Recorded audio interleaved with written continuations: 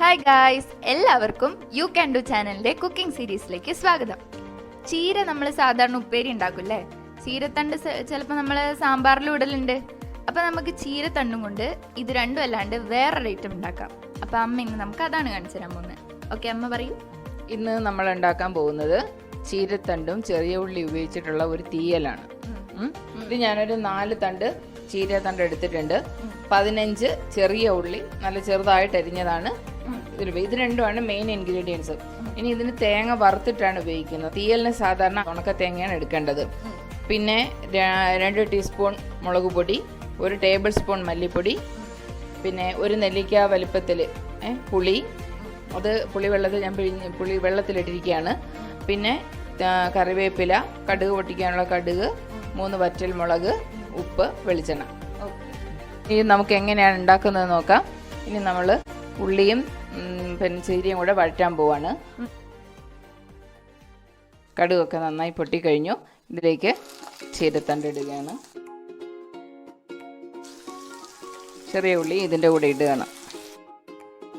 പിന്നെ ഉള്ളി വഴന്ന് വരാനുള്ള ഇതൊക്കെ വേഗം വെന്ത് വരാൻ ഒരു എളുപ്പവഴിയാണ് കുറച്ച് ഉപ്പിടുക.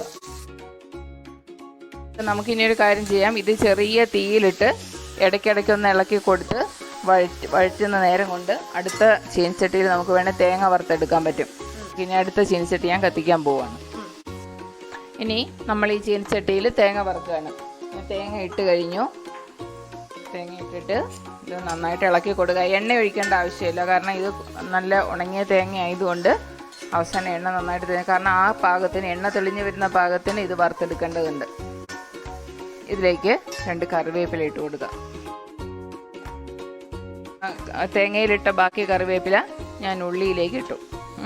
ഇനി ഇത് ഇടയ്ക്ക് ഇതും ഇളക്കണം, അതും ഇളക്കണം. ഉള്ളിയും ജീരയും നന്നായി വഴന്നു കഴിഞ്ഞു. ഇനി അതിലേക്ക് നമുക്ക് ഈ പുളിവെള്ളം ഒഴിക്കാം. പുളിവെള്ളം ഒഴിച്ചിട്ട് ഈ പുളിവെള്ളത്തിൽ ഇനി ഈ കഷ്ണം വേവണം. അപ്പം ഞാൻ ഇതിൻ്റെ തീ കൂട്ടി വയ്ക്കുകയാണ്. ഇത്രയും നേരം നമ്മൾ തീ കുറച്ചായിരുന്നു ഇട്ടിരുന്നത്. ഇനി തീ കൂട്ടി വയ്ക്കുക.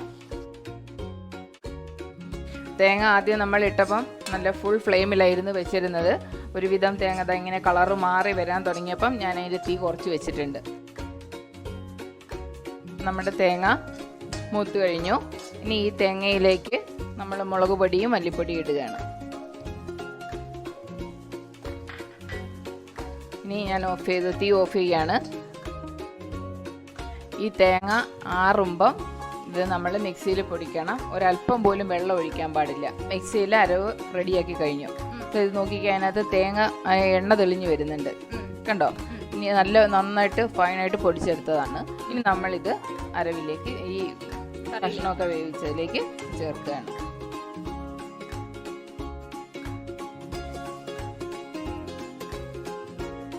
ഇത് നോക്കിക്കേ, ഇപ്പം ഈ രീതിയിലായി കഴിഞ്ഞു, കണ്ടോ? ഒരു കുഴഞ്ഞ പരുവായില്ലേ? ഇനിയിപ്പം നമുക്കൊരു ചാറ് വേണം. കുറച്ച് ഞാൻ തിളപ്പിച്ചാറിയ വെള്ളമുണ്ട്, ആ വെള്ളം ഇതിലേക്ക് ഒഴിക്കുകയാണ്. പച്ചവെള്ളം ഞാൻ തൊടാറേ ഇല്ല ഇതിനകത്ത്. തീയല് ഈ കൺസിസ്റ്റൻസിയിലാണ് വരേണ്ടത്, കണ്ടില്ലേ? ഇതൊരു 3 ദിവസമൊക്കെ കേടുകൂടാതെ ഇരിക്കും, കാരണം നമ്മൾ വെള്ളമൊന്നും തൊട്ടിട്ടില്ല, പച്ചവെള്ളമൊന്നും ചേർത്തിട്ടില്ലല്ലോ. കണ്ടോ? ഫ്രിഡ്ജ് വെറുതെ വെച്ചാലും ഇരിക്കും. നമ്മൾ പിന്നെ ഇപ്പോൾ ഫ്രിഡ്ജൊക്കെ എല്ലാവർക്കും ഉള്ളത് കൊണ്ട് ഉപയോഗം കഴിഞ്ഞാൽ ഇതെന്താ ചെയ്യുന്നതെന്ന് വെച്ചാൽ ഇത് ഞാനൊരു കുപ്പിയിലാക്കി വെക്കും. അപ്പോൾ നമുക്ക് പിന്നെ ആവശ്യമുള്ളത് അതിൽ നിന്ന് എടുത്താൽ മതിയല്ലോ. 2 ദിവസം നന്നായിട്ട് ഉപയോഗിക്കാൻ പറ്റും. പാകമായി കഴിഞ്ഞു. ഇനിയിപ്പോൾ നോക്കണേ, ഈ എണ്ണ ഇതിനകത്ത് ഇങ്ങനെ തെളിഞ്ഞ് വരും. ഞാൻ കുറഞ്ഞ ഫ്ലെയിമിലാണ് വെച്ചേക്കുന്നത്. ഇതൊക്കെ ഉണ്ടോ? എണ്ണ തെളിഞ്ഞ് വരാൻ തുടങ്ങിയുണ്ടോ? ഇതാണ് ഇതിൻ്റെ പാകം, തീയലിൻ്റെ പാകം ഇതാണ്, കണ്ടോ? നോക്കിക്ക്, കാണാൻ തന്നെ എന്ത് രസാലി കറി.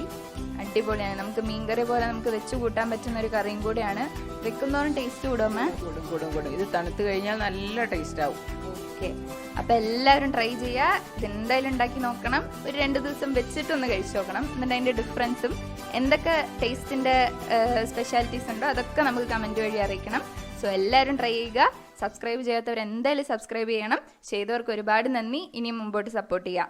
സോ എല്ലാവർക്കും ചെയ്യാൻ പറ്റുന്ന ഒരു ഡിഷാണ് you can do. Thank you.